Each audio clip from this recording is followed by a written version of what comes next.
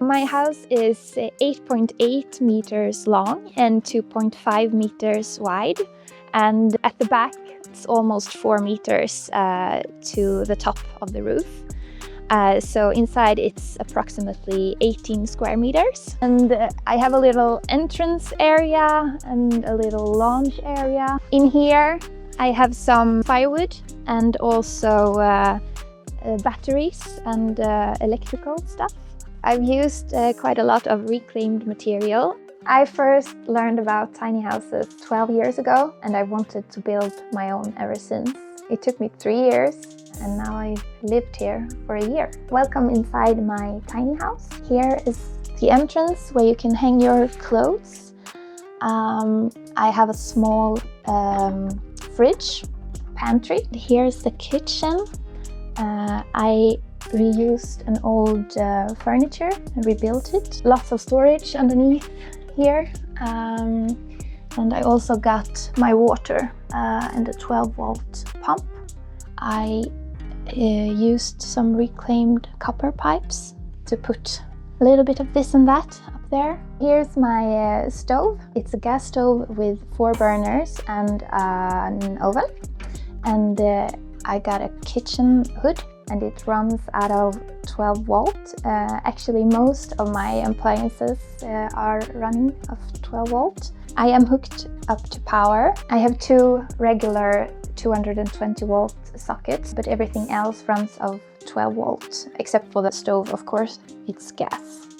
And then I also have cooktop on my fireplace. That's the main source of heat during the winter, but I also have a heating element as a backup.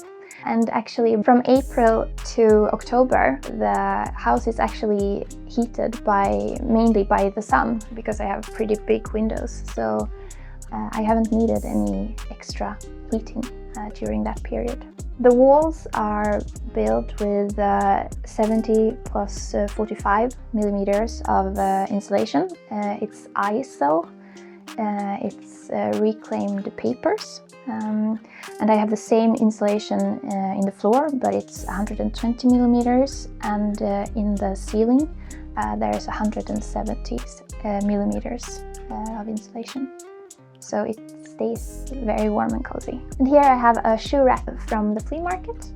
I also have a kitchen table that folds up. It's an IKEA table, but I repainted and redecorated this table from IKEA to make it a little bit more personal. This is my living room area, and I built this sofa by myself, and you can actually extend it into a guest bed. And then there's also some storage underneath the sofa. The first thing a lot of people buy for their tiny house is actually a sink, but what I bought before I even started to build this tiny house was this old looking lamp. I fell in love with it at once and felt like this is going to be in my tiny house. So that was the first thing I bought. So you built a house around your lamp? Yeah. Over my sofa there's a mirror, and it helps making the space a bit bigger. To separate my living area from the sleeping loft, I have a room divider. It's a shelf. So I have some of the shelves accessible from here, and then I have some shelves that you access from the sleeping loft. How big is the sleeping loft? My bed is 2 meters by 1.4 meters, and the sleeping loft is just a little bit bigger than that. And underneath my sleeping loft there's a lot of storage. So I have some seasonal storage in this area, and then here I have a wardrobe. So I have all of my clothes. It goes all the way in under the sleeping loft. And I also have a desk that I can pull out when I work from home. These, I use them for storage. I also use them to climb to the sleeping loft. And sometimes like I put my feet on them, or I put a wooden plate on top, and then I have it as a table. And then I have a curtain here also for some privacy if I have a guest or a friend over.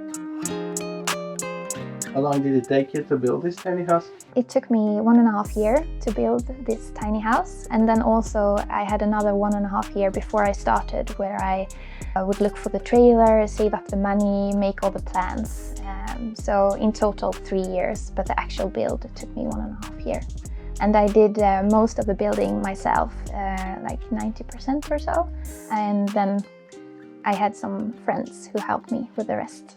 And would you have done something differently if you would be doing it again?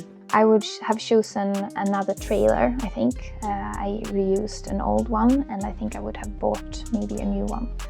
I would like to have a trailer that was lower and have more wheels on it, and maybe like especially built for a tiny house.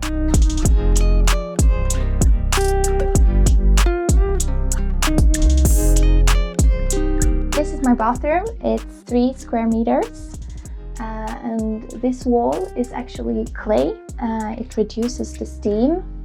And for the other walls, I have a wall system from Fibotrespo, and it's waterproof, so you can have it in bathrooms. I have a small bathtub, and then I've built quite a lot of furniture in here by myself. So this is reclaimed wood, this table.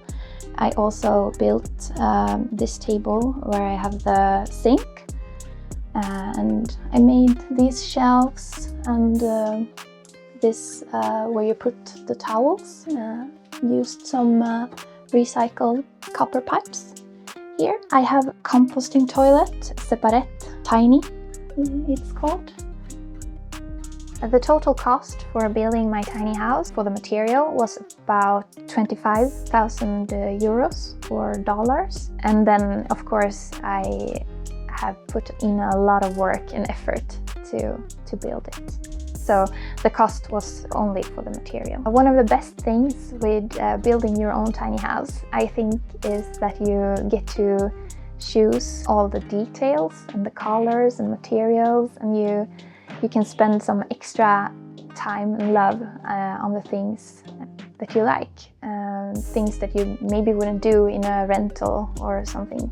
So you end up with these like very personal details, and that makes the house a home. I realized that one of the best of the things with my tiny house isn't actually the house itself, but it was the process of building it. I learned so much. It was a very steep learning curve, and also I grew a lot, and it's a very empowering thing and challenging to build your own tiny house. And also it's handy in my work. I work as a building engineer and make a lot of drawings, so now I feel like I have a deeper understanding of the building process. I don't only have the theoretical knowledge, but I also know how to do things practical.